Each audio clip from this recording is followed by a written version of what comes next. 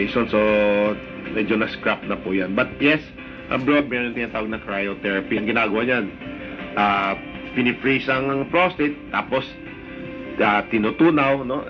And pag ganyan, namamatay yung cells and pati yung cancer cells. Yes, effective yan.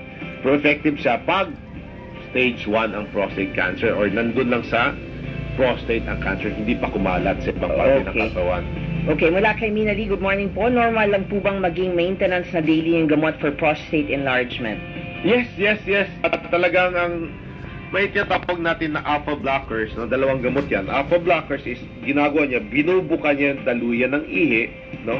And ang effect niya within 24 hours lang. Kaya kailangan daily talaga. Maintenance na talaga yan. And safe naman yan, no?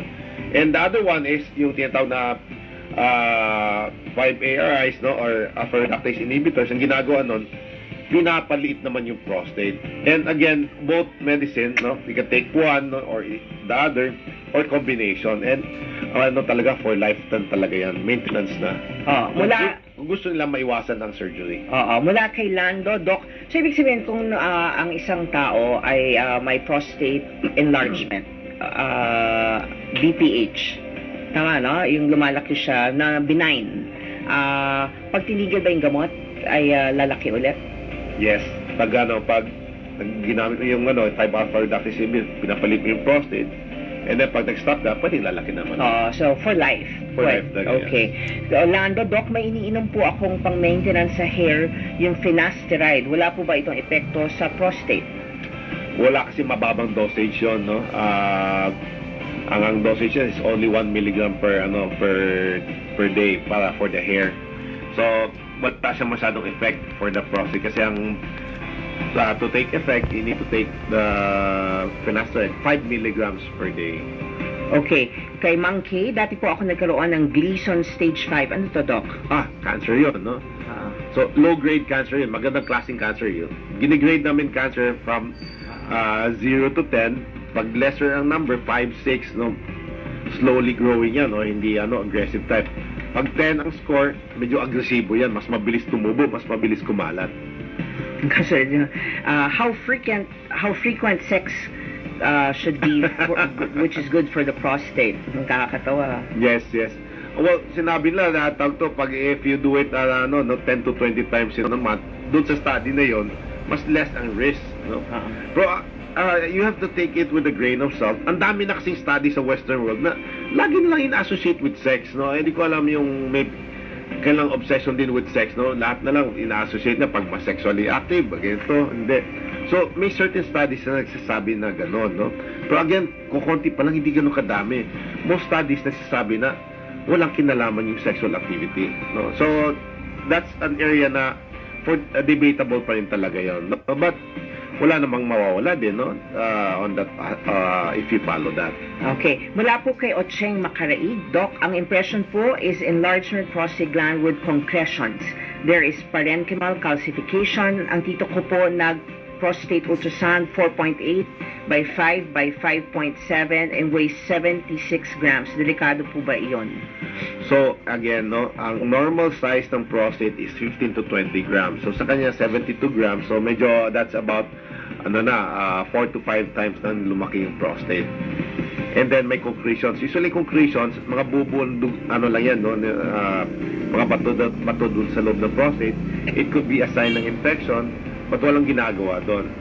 Ang kailangan malaman ngayon, kahit na malaki ang prostate niya, kung hindi nagbabara sa daluyan ng ihi, walang risk for prostate cancer, hindi kailangan gamutin.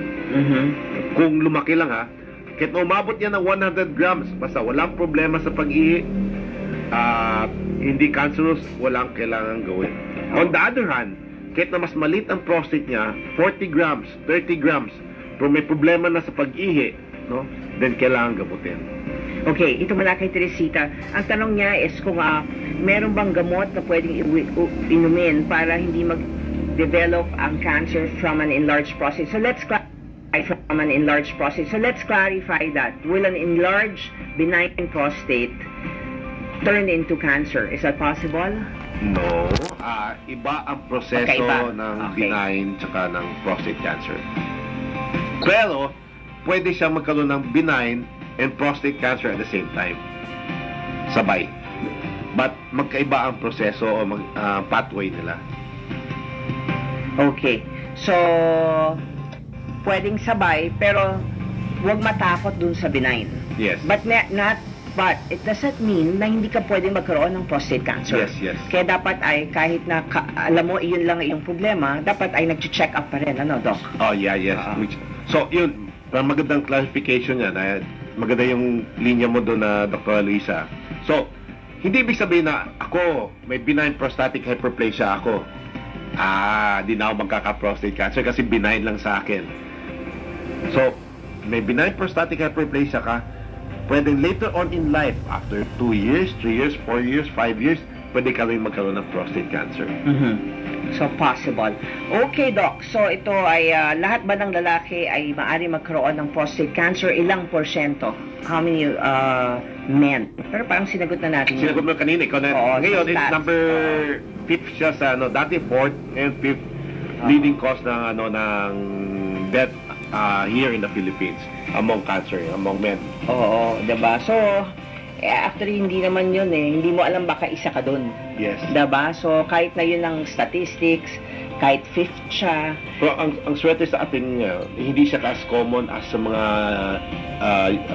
Europeans, sa mga talagang common. Africans, na mas mataas. Pag natanggal ang prostate, so paano ang sex life ng isang lalaki? Depende kung anong stage ng ng prostate cancer niya, no? Pag early stage pa, kaya maganda po nakuha stage 1 kasi pag stage 1, then we can do a more precise surgery na pwede namin iwasan yung i-separate yung nerves para sa erection. And then after that, mas mataas ang chance na after the procedure, may erection pa si patient. Pero pag medyo malaki-laki na ang cancer, no, medyo mas advanced na, medyo hindi na safe para ihiwalay pa yung nerves na yun. Kasi pag ihiwalay mo yung nerves na yun, mas mataas ang chances, baka may maiwan pa na cancer. Hindi mo makuha ng lahat. So again, emphasis pa rin, no? Talagang maganda talaga na ma-detect ang prostate cancer mo na stage 1 siya. Or at least stage 2. Okay. Doc, ano po ang inyong huling mensahe sa ating mga kapamilya, kaserbisyo na nanonood, ang ating mga padre? Sorry, direct ako ng direct. Digital rectal exam. Okay, yun po ang relevant. Padre, mga padre, kayo po ay magpa-digital rectal exam. Okay, what is your last message, Doc? Well, first, sorry for being late. I had an emergency. Yeah. 2, pasensya na kayo, medyo ngongo.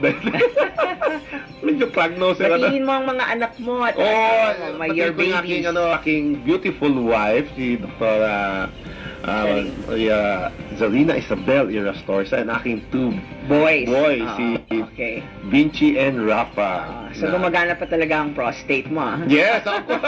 Kala ko hindi ka na mag-aasawa eh. Never late, ha? Yes.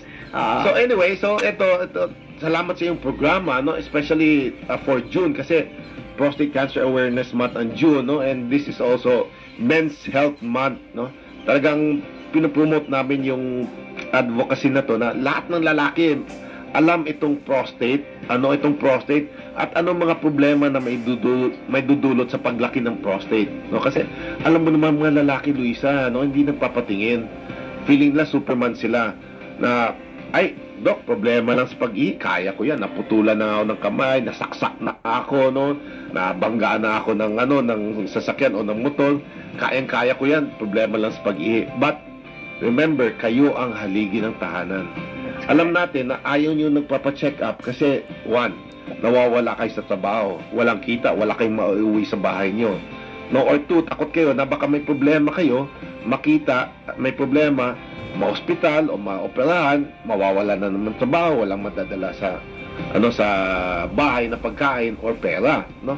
However, pag ito ang mga problema na to, no, hindi nyo naayos, hindi nyo na-detect na maaga, no? Na-detect nyo late na in your life, no? Mas gumagastos, mas mahirap ang laban, mas papahirapan kayo. And as a haligi ng tahanan, no, baka biglang mapila yung haligi na mas problema sa buong pamilya. Okay.